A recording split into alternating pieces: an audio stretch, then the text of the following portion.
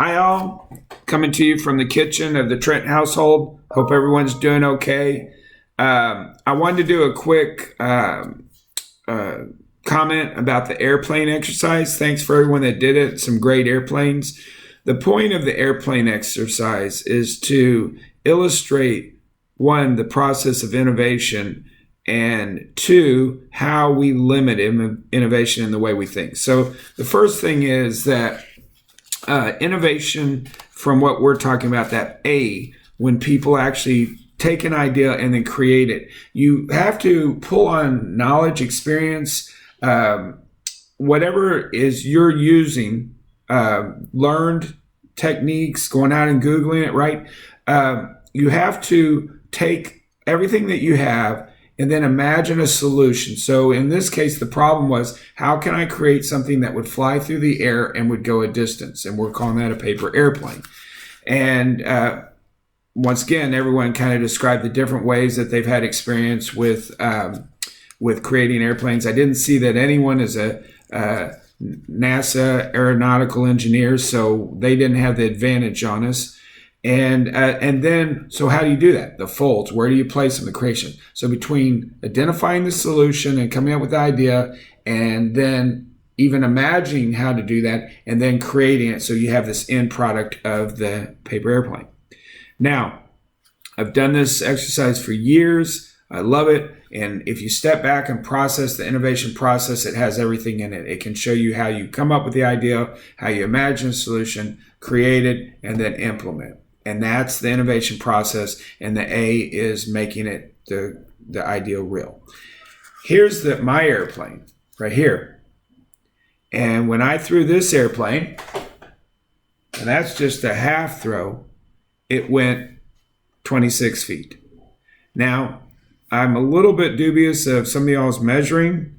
As I wrote in someone's post, that's pretty close to Southwest Airlines distance.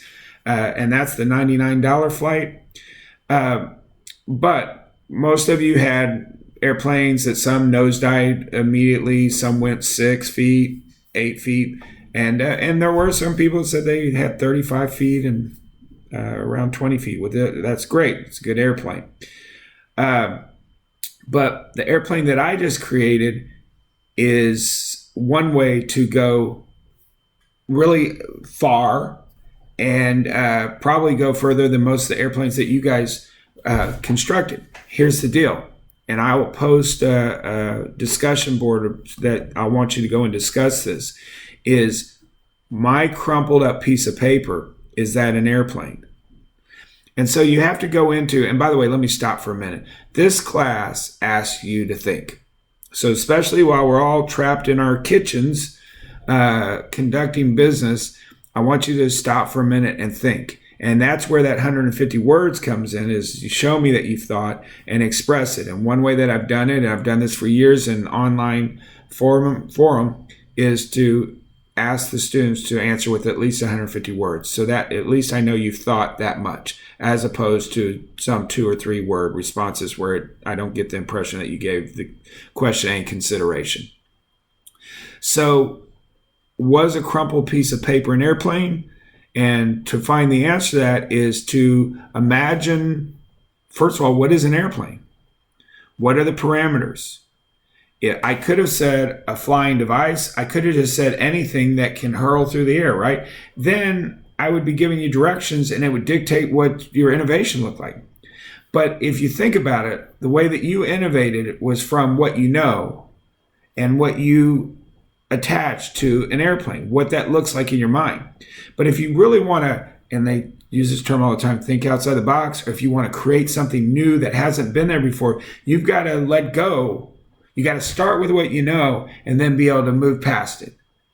You've got to create past the limitations of your knowledge. How do you do that? Well, that's where creativity and imagination comes in. To think past your knowledge is innovation.